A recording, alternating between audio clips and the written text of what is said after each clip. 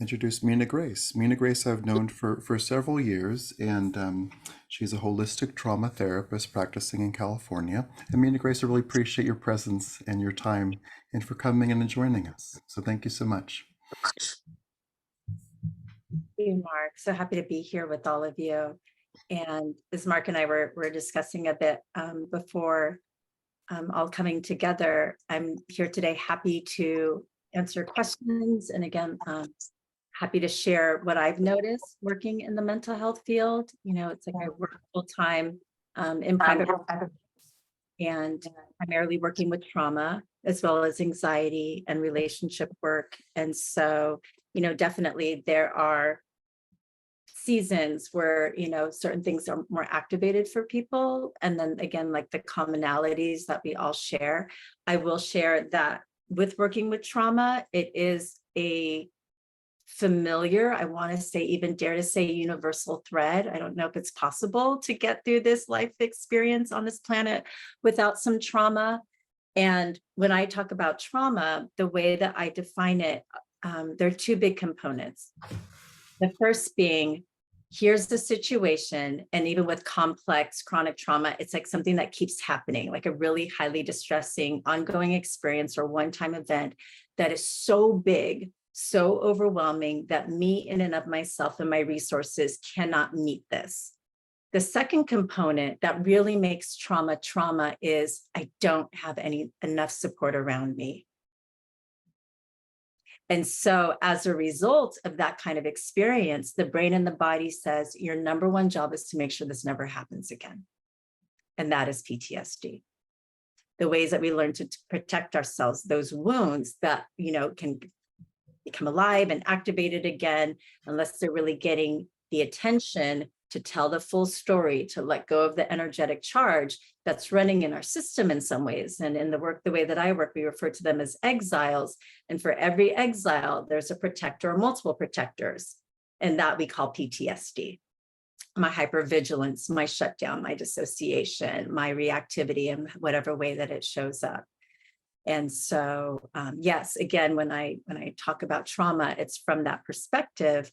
And it's not uncommon when new clients come in, where even for me to share my identification that a lot of oftentimes what they're navigating is PTSD, they're surprised. They wouldn't identify that they've experienced trauma. We feel, I think, and still in some ways, for all this education out in the world, that, oh, that's reserved for the veterans, that's reserved for the big car accident, that's reserved, and then the whole aspect of complex trauma, right? That like, what? Like that I could be traumatized in childhood or by, you know, relationship. So it's just this ongoing education to be able to better understand. And hopefully, my hope always is to have more compassion for these things that we have to navigate and that we're experiencing, you know, because that's something I also see a lot. People come in with judgment over the ways they've learned to protect themselves because they have wounds that still need their attention. And so I will pause there. And yeah, any questions, comments? I'd love. Well, if we could talk about, I appreciate that that's already beyond fascinating. But so hypervigilance is something that I'm aware of in my own life and in most people that I work with. And so with that, with what you were saying about the complex trauma leading to this never again, which is PTSD. So is that the main way it outpictures of this kind of like, you know, this being super aware of everything and a hypersensitivity in essence? Yes, it is definitely one of the most common protective strategies that we take on as a result of trauma, is to be on the lookout and to make sure it's not happening. And the thing with the hypervigilance, and I'm not a fan of the word triggers, you know, so I like to say activations because it's just so overused. What's the word you use? Activations. Activations. Yeah. Like the thing activates is when from this hypervigilance, because even with trauma, we're not in the midst of it, we're not able to take in the full picture of things just have little fragmented pieces, and even what's happening with the brain, we're in that amygdala space. And so like our more logical thinking, or just even when we're really young, our prefrontal cortex that's able to reason and fully understand isn't online. So it's fragmented in multiple ways in the actual experience of it and how it gets stored. And so with the hypervigilance, it's like if there's just enough familiarity, right? And then we're like, oh my gosh, it's happening again. And then we go into those protective modes. So even the hypervigilance is flawed.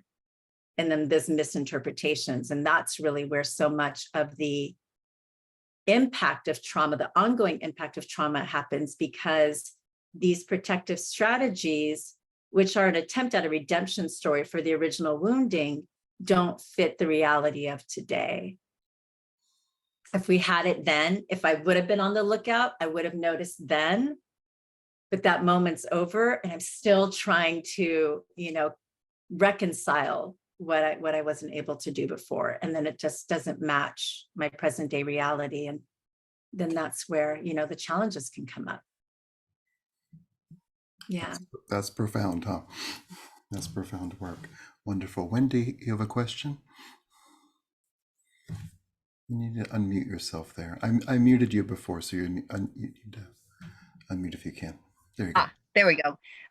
Thank you so much for the vocabulary. Like despite having twice a week therapy since May with a trauma-informed specialist where I'm doing EMDR, I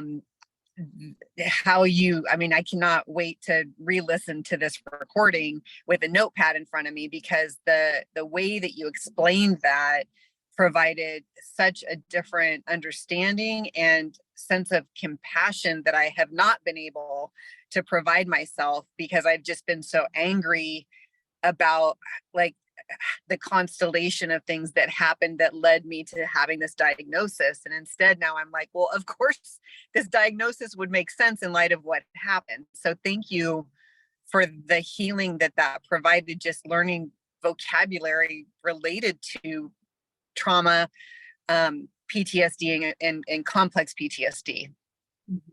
Oh, that makes me happy that you're able to. Yeah, that's everything to me.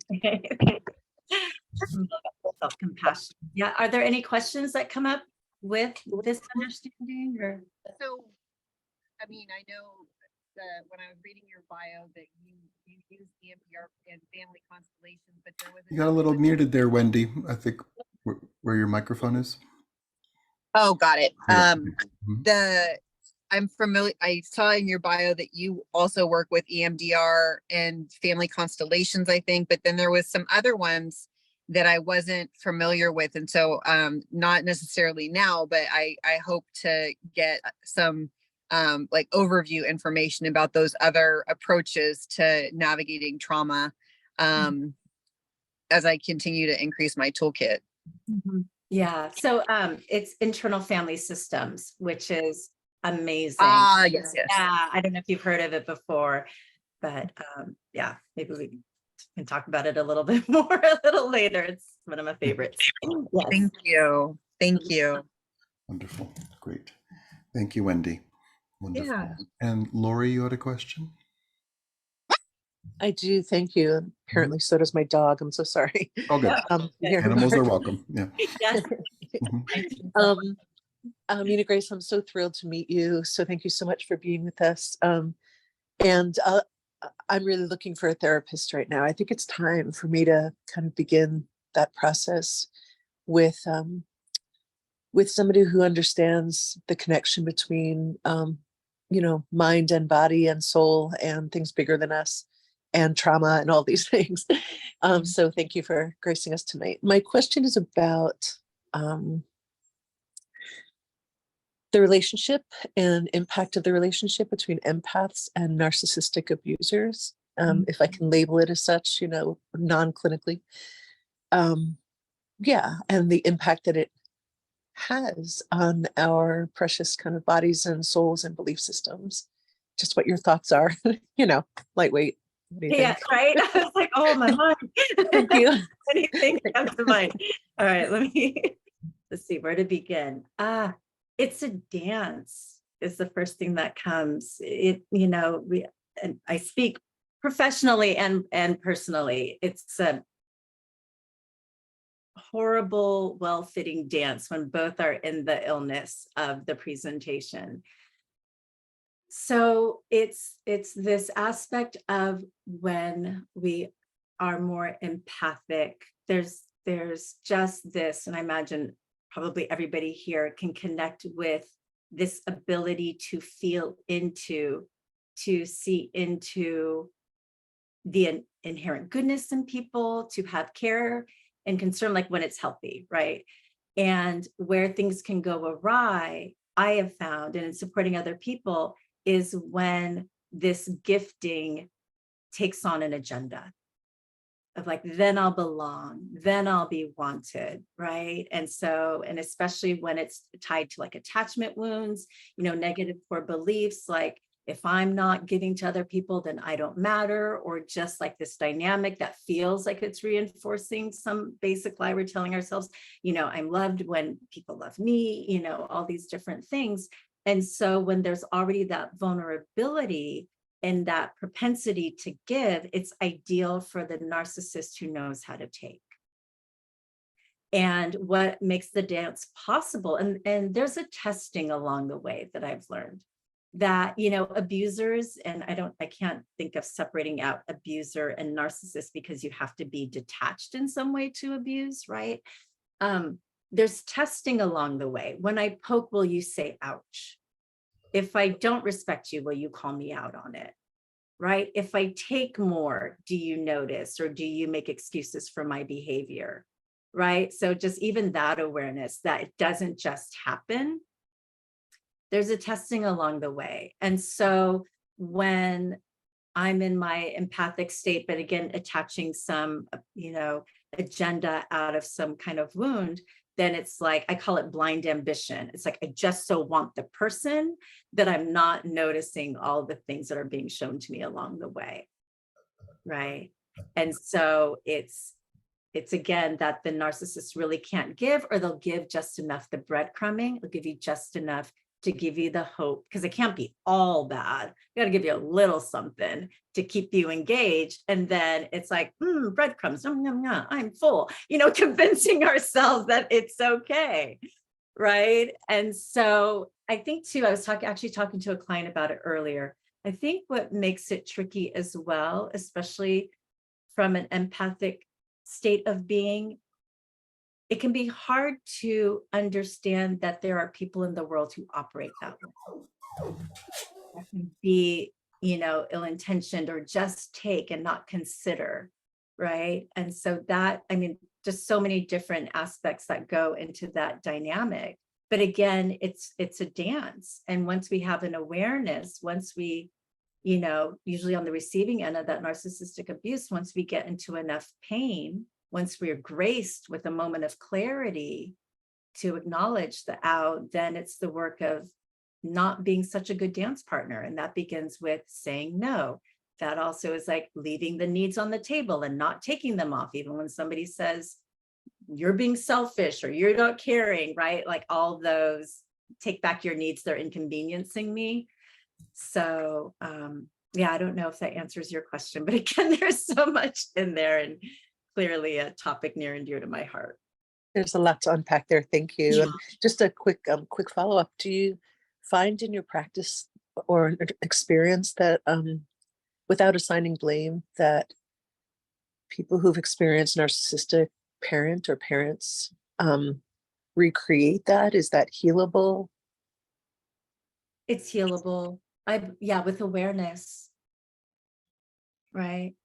It's helpful to first of all be able to, and I work with children to adult children of narcissists, and it's even that work of, it's like trying to ask a fish to describe water in the beginning, because that's what and then the pain gets normalized and the defense mechanisms get normalized. And so it's even a journey to be willing to acknowledge the truth of it. And sometimes it is so evident that like the pain cannot be ignored, and it can be changed. And it's just like moving into the places that need addressing. and making decisions, right? Like if the parents are still alive, do I continue a relationship with them or not? Those are big determining factors. How much can you, and people can, I watch people do it. They have an awareness, they're doing their healing, and they have a type of relationship with their parent that works for them. Thank you. Wonderful. Thank you, Minagrace. And just if anyone else doesn't have the hand thing, wants to just wave if you have a question, please let me know. Do you want to talk about what you're noticing in your practice and what you're noticing in the world right now from a mental health perspective? Yes, I'd be happy to share. So one of the key issues, for lack of a better word, that people have been coming in with, and just, topic that comes up a lot, is around anxiety. Just a lot of people navigating anxiety. And it's anxiety, it's very interesting. It's like a three-pronged stool. There's a component of a low tolerance for uncertainty, right? Being overly responsible is another big component. And the belief in like self-sufficiency, it's all on me. And that's where I was in my little pre-combo with Mark, sharing that when we can see the fullness of life, including the spiritual aspect, it has a profound effect on our mental health.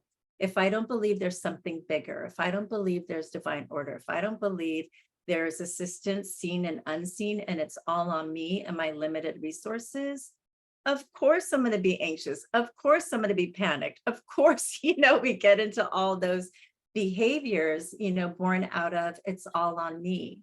And so, and also I see it, working with adolescents through teens into adulthood, that they come in younger and younger because it's that reinforced message out in the world. You got to go out there and grab the bull by the horns, and you own your destiny, and all these things. And it's just like, again, carrying the weight of all of that, the message of that sends people into a panic. And again, understandably so. And so, being sensitive, everybody has their beliefs, everybody has their experiences. And, I do, in support of people, just encourage them, is there something bigger than you that you can lean on a little bit? When like in my office, like the window, that tree out there, something other than you made that tree. Can we just acknowledge together there's something bigger at work to help us be right-sized? And I think, again, with anxiety, where the struggle can be not being right-sized. I'm one among, I am held by the force that makes trees. That in itself can give some people relief. That's poetic too. Yeah, it's really beautiful, powerful work when we can slow down and get curious. And one of my big mantras in this work is assume innocence. That usually when we really get to the heart of the matter, it's some tender wound that needs attention. It's some innocent attempt at something that went not according to plan. But I've never met gargoyles or monsters or bad people or anything like that, right? It just always lands at innocence. So I think like even being able to take that into our life, and as we navigate our own healing journeys, like, oh my gosh, like, so I have like a lot of money trauma from growing up in poverty, and sometimes I'll get activated. I'm like, okay, like, ooh, I want to be frustrated, but like, nope, here's this tender little girl. She's afraid, she was doing really well. Something sent her over the edge, and just, hold her and remind her we're okay, right? 48 years still running, good track record. We're still here, right? Still here. Yeah. We're still here. Yeah. What would you say? So with everything, I appreciate your description of anxiety. What helps? What helps short term? What helps long term? Getting back to where our feet are, Mm-hmm. because Anxiety ultimately is about negative forecasting. Anxiety is never in the present. It's we've left the present moment. The mind has projected some horrible nightmare on the screen, and we're believing it. And so coming back to the present, befriending reality, what's actually right here, right now. That's another thing, like where we are right here, right now in our respective spaces is really good, if you would agree, right? We're safe, we're in community. And oftentimes that's what the now moment offers us, right? To come back to the now moment and to not believe our thinking so much. That's another thing that I've noticed a lot lately, is that the people I work with, and I include myself, we're not questioning our thinking enough.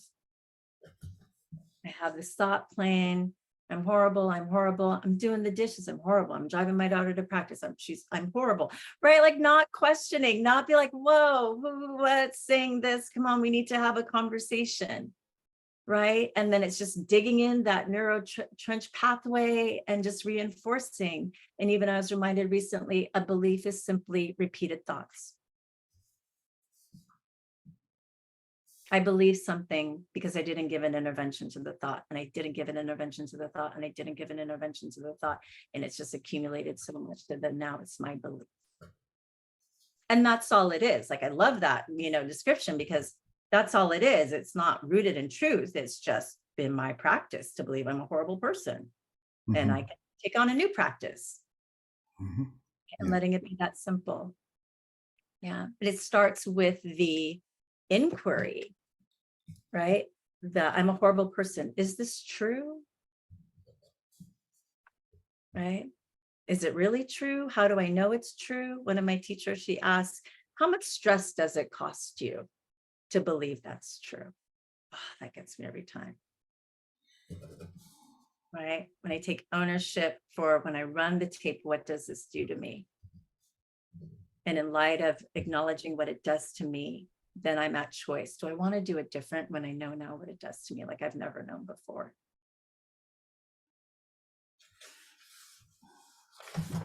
That's all lovely and very practical too. So when you are activated, when you're noticing like I'm bad, and you interrupt it, Yes. or you get into inquiry about it, Yes. who are you talking to? Like, is this like, how does that, like, who's the Minagrace who shows up with the questioning or the Yeah. challenging or the not believing the thinking? Yes. That's when I get to talk about IFS, internal family systems. Oh, right on. Yes. Mm-hmm. Because the Minagrace who notices, who does the questioning, that is when I'm in my self energy.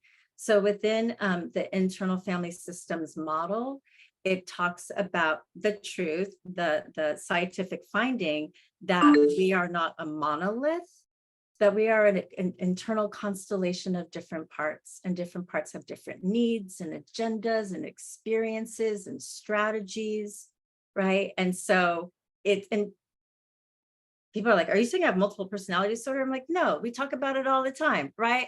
Like, a part of me really wants to go to the party on Saturday. The part of me really wants to stay home. Parts, right? So with the recognition of that there is the parts, many of them protectors, managers. So the protectors, especially, goes back to the PTSD, trying to protect us from experiencing wounding again, or even be proactive. Those are more the managers, wanting to prevent something from happening. And the thing about those internal managers, they're quite fascinating. They get their cues from the outside world. And so they manage us to try and keep us compliant, to keep us part of the tribe, to not get us kicked out of the cave, right? So then I have an internalized version of my mother, my father, the church I grew up in, my teachers, media, taking notes, and then trying to manage me accordingly, right?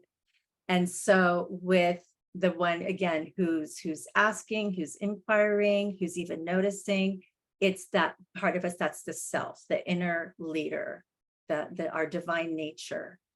And they find key qualities that speak to when we are in self energy. We are curious, we are compassionate, we are creative, we are confident, right? We're caring, we're connected. And so with, let's say, one of those characteristics being confident, people will, clients will say, well, I'm not confident. I'm like, well, actually you are. Something's covering up your confidence. I'm not creative. Actually you are. Maybe it's been like something's covered it, but it's there, right? So it's like the sun and the clouds. The sun is always shining, but then the protectors, the managers, even the exiles that are born out of trauma are kind of covering that up. And so much of our healing journey and just even life journey is just to really be able to express from the self. And so I love the model too, because it talks that it's the self that goes in and meets those tender parts and provides the healing. So I often joke with clients, I'm like, I'm a lazy therapist. I'll tell you where to go. You go get that wounded part and I'll meet you out here. But yeah, but that is, it is about the self-healing. Nobody can do it for us the way that we can. Right. And that we're designed to heal. And that's a beautiful thing. Yes. And that's when we are healing, that tells me we're always in the will of the divine. Right. For all the times I question, am I higher power's will or not? If I'm healing, I'm like, I found X marks the spot. Right. Yeah. That's all lovely. It's interesting because it also, in our pre-conversation, Minagrace and I were discussing the where spirituality intersects with psychology and mental health. And what I'm finding interesting is everything you're saying is really elegant, in the same way that guidance is elegant. That these things aren't harsh. The solutions aren't harsh. That they're gentle and graceful. Yeah, and sometimes there's an adjustment to that there can be this anticipation of harshness, even coming into therapy and whatever pre-conversations people have had with themselves, right? That it's like, I'm gonna go in, somebody's gonna fix me, or I'm broken and I need to. So even they come in with like this aggressive energy, and it takes a moment oftentimes to settle and to trust, right? It's like, we're not going to fight this. And it can be, especially when we're on our own trying to navigate, and it would make sense and natural, when it feels like there's a threat, we brace, we're ready to fight. And even within ourselves, we can feel, a threat and be ready to fight, and have been fighting. I'm going to fight that thought. I'm going to fight that urge. I'm going to fight that reaction, right? And just anticipating more of the same. And so it can feel very counterintuitive to turn toward that thing that we actually, instinctively would want to run from. And then again, from self energy to even have compassion for this part that's been trying to protect me this way, right? That people pleasing part. Ooh, I get so frustrated with her. When I turn toward her and she's like, I just want to make sure that you have people. I just want to make sure you're okay. I just want to make sure that you're loved. And then we get to talk it through, and I'm like, okay, I hear your intention and we need a new strategy. And what part of me doesn't feel like I'm loved? What part of me doesn't feel like if I don't overfunction and give to other people that I will be cast away? That's where really the heart of it goes, right? So for every protector, there's an exiled, vulnerable, tender part that needs attention.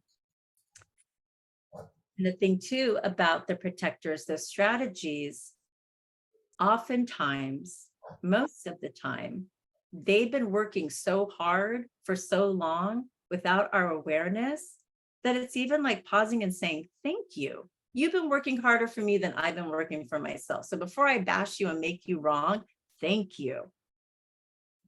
Right? You've been with me for over 40 years, taking care of me this way. Thank you. And you finally get to stop, and I'm here and I'm grown up now, and we can do this different. Yeah. Wonderful. Thank you for all that. So with internal family system, just the kind of geography is managers, inner leader, exile, and protector. Is that correct? Or is it a little bit different than that? Managers, yeah, inner leader, self. Self. Okay. Yeah. The inner leader is self. Yes, the inner leader is self. Yeah. Yes. Mhm. Oh, and did I talk about exiles? Do you have that? I think you mentioned it. Can you talk about that more, please? Yeah. So exiles, yeah, and it definitely relates to trauma. Mm-hmm. So this is what our beautiful design does. So there's a wounding that happens. And the thing that I noticed that doesn't get talked about enough with trauma is embedded in the heart of a trauma is a negative belief about ourselves. Hmm. Because this happened to me, this must mean something about me, or this must mean something about people, or this must mean something about God. This must mean something about life. So we're left with a negative belief. And anybody who's done, EMDR or other trauma recovery, right there, it's like, what's that negative belief, right? So that is part of the byproduct of trauma. We're not only left with the visceral, any physical, emotional, we are like a huge splinter stake in the heart of some negative core belief. So the exile is the part of us that holds the negative belief and all the emotional pain that went with the experience. And what happens in trauma is we have the wounding. So I always use this is my little exile. We have the wounding. And then that exile so graciously says, I will take on the burden of that experience and I will go into hiding so that you can keep living. And the protectors come on board to make sure this doesn't get revealed, right? So I don't want you to know about the lie I believe about myself and all that it takes to make sure you don't know about the lie that, right? I'm no good in hiding, even from me, but I'm living it out. And all the little protectors make sure they don't know she's no good. She's no good. Don't notice I'm no good, even though this is a lie. Right. So that's where those are the exiles. And so again, for every protector, it's a sign that there's an exile that needs attention. And that's really what trauma recovery work is about, is getting to the heart of and reuniting with that part, hearing what's the lie. That's what I'm always looking for. When we get to the exile, what did you come to believe about yourself as a result of that experience?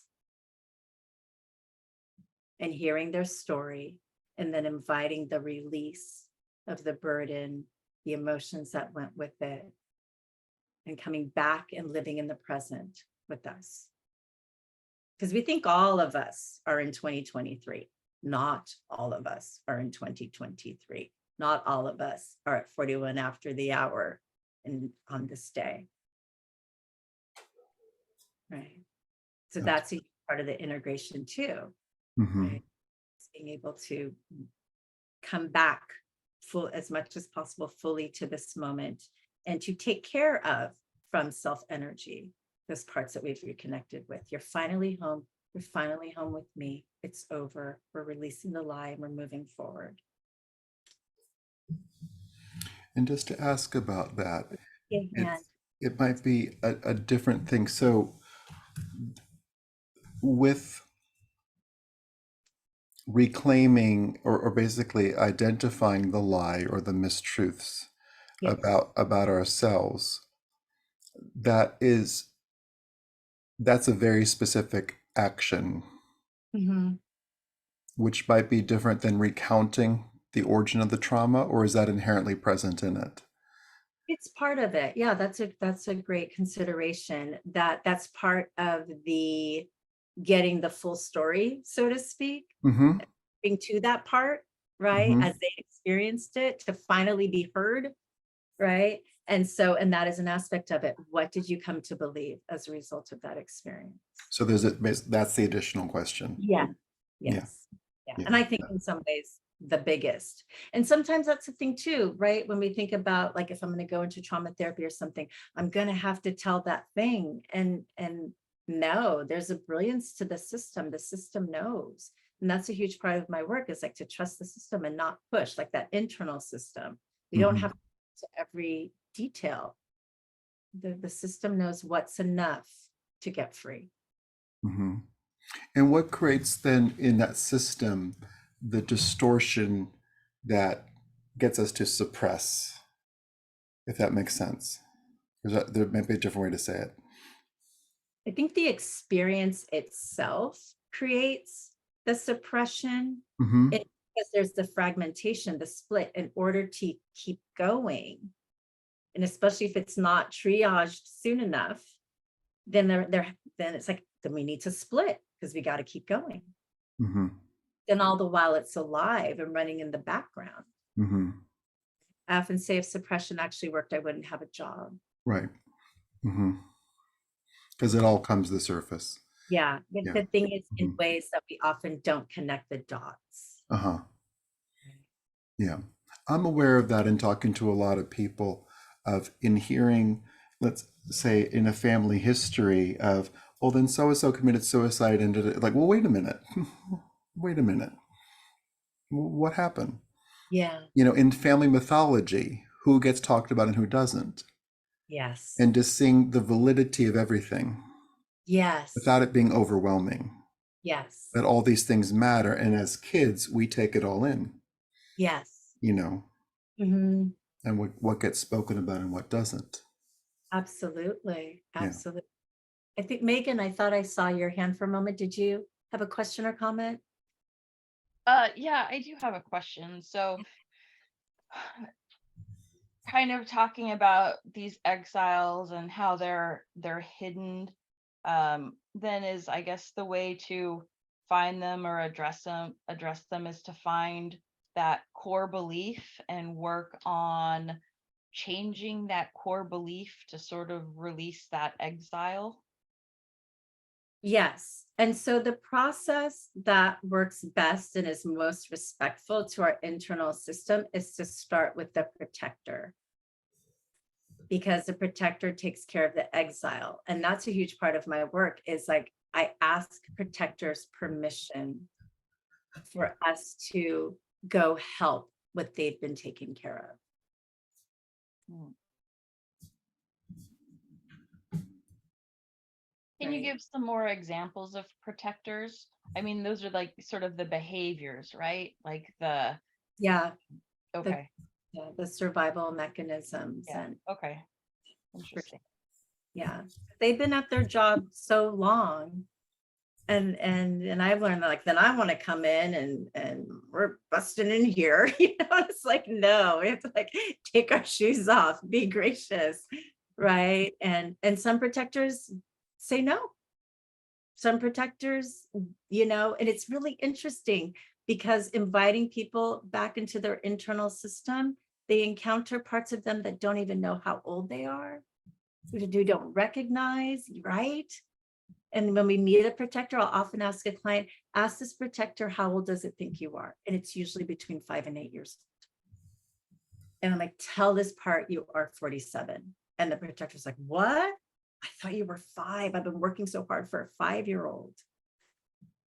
That's really interesting. Thank you. Yeah, it is really interesting, isn't it? Mhm. Yes. Well, just to go with that, and I learned about in different language from my EMDR therapist, which is basically working with aspects of self, mainly like child self, wounded child, compliant child, defiant child, adolescent self, early 20s self, and all that. It's very similar, just different language. Yes, You know. absolutely. Yeah. Yes. Yeah. Because it can even be like child, teenager, adult, right? So here's Mhm. like the child, and then the teenager that takes over. And I don't know about anybody been around teenagers. I've got 2 of them, like act out, no sense of consequence, impulsive, just out to get theirs. And I'm like, yeah, so the teenager that works for the child, and then it's like, oh, trying to like come in from the adult self and like calm the teenager down and be like, okay, I've got the child now, right? And so again, doesn't always trust. Who are you? You're going to come in, that's my job, right? And so Yeah. even earning the Mhm. trust of parts of the Yeah. system, right, from that model like you're talking about. Hmm. Yeah. Yeah. Lori, I see your hand. I don't want to be a question hog, so I'll try to be fast. Okay. Well, I'm weeping at the compassion and grace with which you just asked permission of the protector. It's just blowing my mind. So thank you for that. That was worth the price of admission. Oh my God. My question is relating to what Mark said a little bit ago, the validity of everything, that everything matters. And my question is, how do you integrate this desire that the wounded or the PTSD person might have to understand everybody who's potentially harming them or creating damage, to understand why, that it matters what's going on with the other people too? How do you, that's become so distorted and out of balance, if you will, how do you quiet that? And do you know what I mean? And then as a very, very side note, do you ever integrate your work with 12-step work? Thank you. Yes, absolutely. When it's healthy, right? Like wanting to understand, if I'm understanding you correctly, like the perpetrator, let's say the one who caused the harm. I was talking to a client about it earlier. That's an aspect of self. Going back to that characteristic of connectedness, compassion, right? Like, oh, I feel like I can relate. Like, surely there's some way to be able to relate human to human to get some kind of understanding where this could have come from.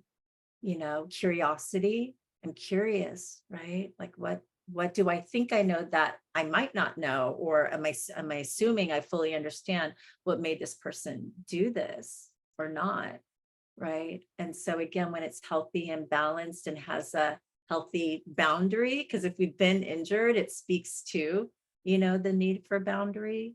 But yeah, I think it can be a sign of healing when we can be curious about the other party, when we can feel a connection. And I think that's another thing that deep healing gives us, is this connection. Like, I watch the world, as we all do. I see people out in the world doing things. I hear all the flurry, and there's a relatability. I'm like, oh, there's probably a lot of fear there.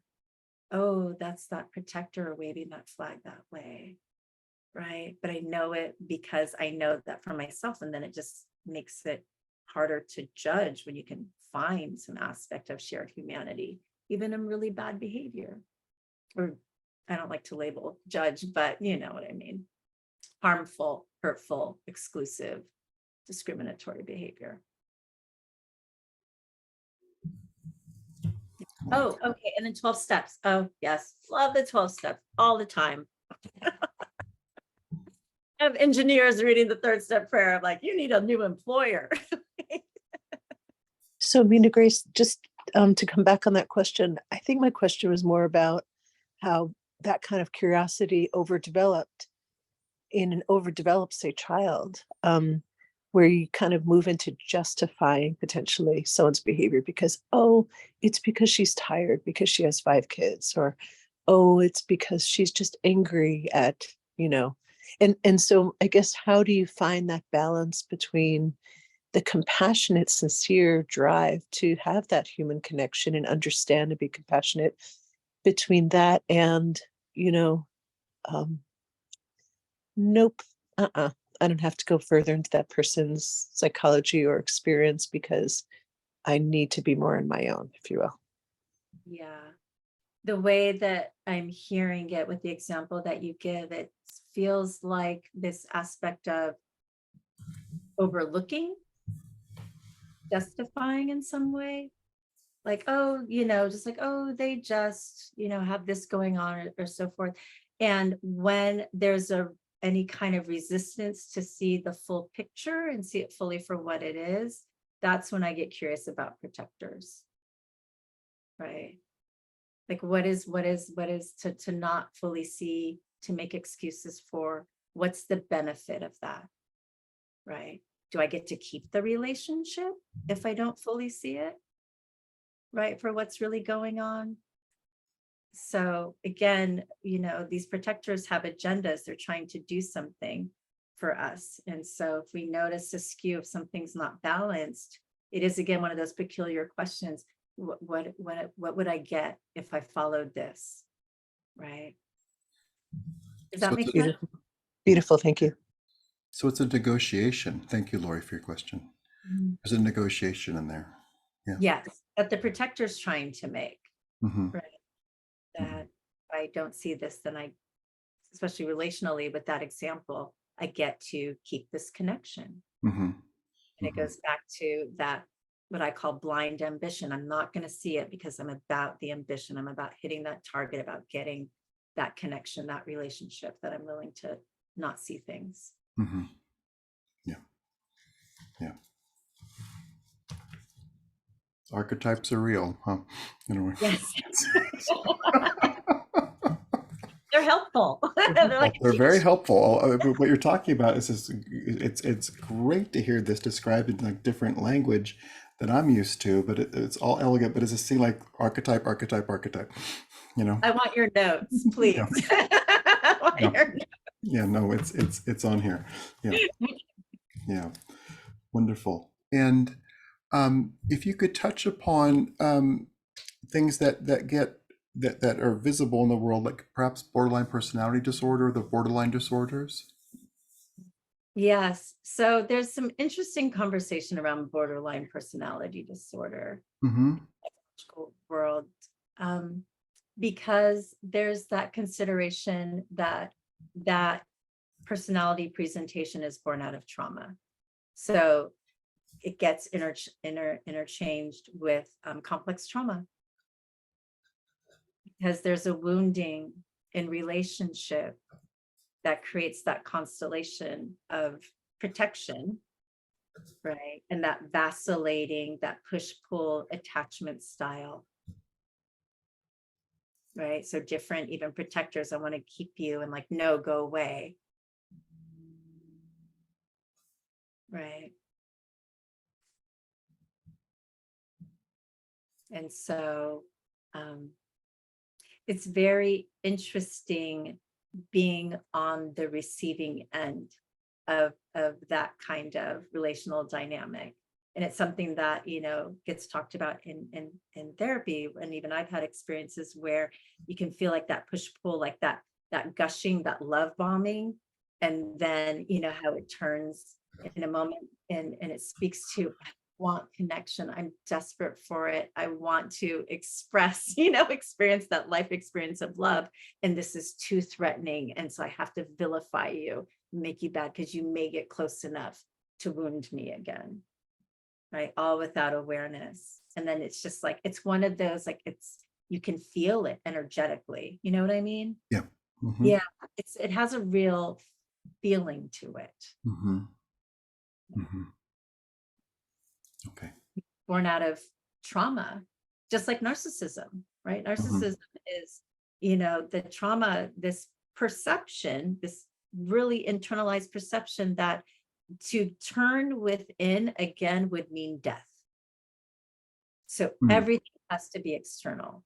I find myself, right, like along the lines of the, you know, that Greek mythology with Narcissus, had to find himself in the reflection. So I find myself in outward reflections. I find it in my children. I find it in my job. I find it in, right? And so even not being able to turn within to self-soothe, to, you know, stir up that life force energy, everything has to be external, because again, to go inside is, you know, they take it to mean death.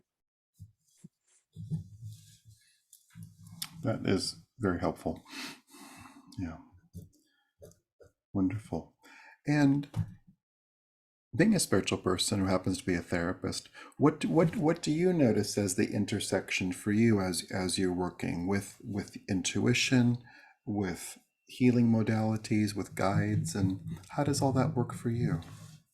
Well, I'm going to have to gush on you for a moment, because you are my teacher and my intuitive counselor, and you've really supported me in trusting that intuitive voice, and being in service, you know, in sessions, and, you know, calling on the angels, like Archangel Michael stands over everything, and Gabriel to help with communication, and Raphael, and just envisioning all of that.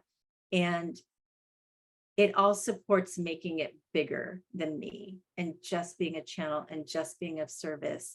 And it's a beautiful way to work because that intuitive guidance takes me to places I wouldn't think to go. Either of us would think to go, right? And so I just really try more and more to stay out of the way. And I noticed lately when any kind of attachment to outcomes or any agenda shows up, it's like it gets staticky and I have to pull back. And I literally like let go, Minagrace, let go, let it be what it is, right? If they never come back again, let it be, let this moment be what it is. And then it gets, the signal gets loud again. And again, just reinforces my belief in a loving higher power that wants us to heal. Right. Mm-hmm. There's just a little bit of willingness and openness. And I always acknowledge the courage it takes to get in the room. For And sure. so it's a question to clients. I had a new client today and I'm like, how are you? You made it. How are you doing? What'd you think? Just even getting there, right? Just acknowledge it. And it's a journey. And so just to, and then settle in, like, we're going to be real. We're going to be human here. And yeah, so. We're going to tell the truth. Tell the truth. Oh, the truth is everything. It's amazing how many people don't want to tell the truth in therapy. Can I just tell you? It's a lot of money. I think you should just tell me.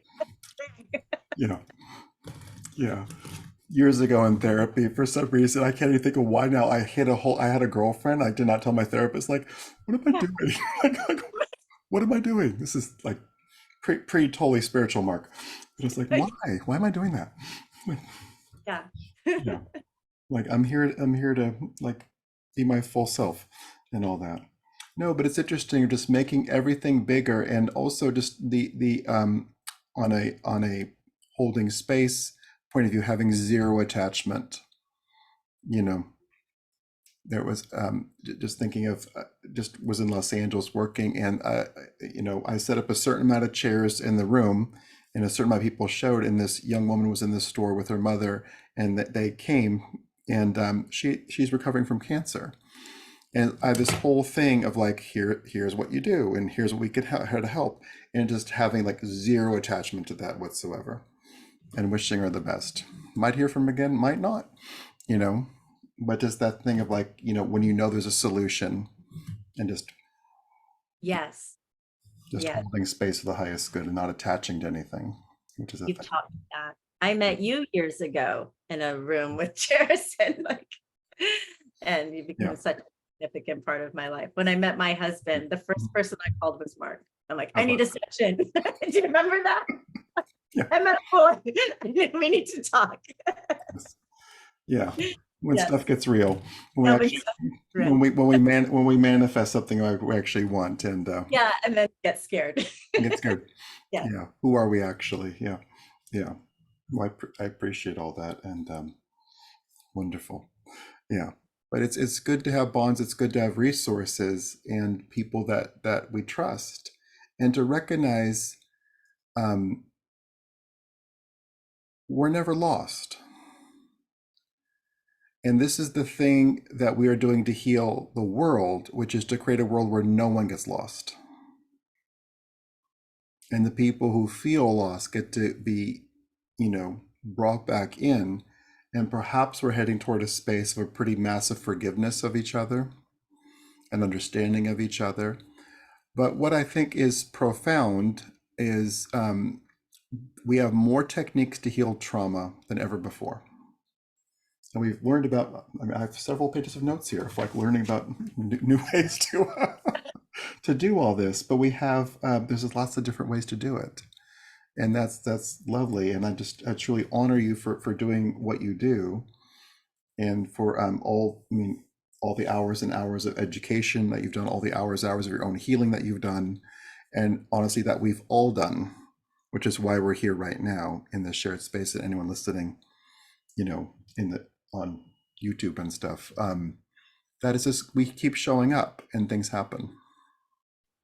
Yeah. So I do appreciate your time, and for articulating all this, and for sharing, and for the education also, and for answering direct questions. Thank you.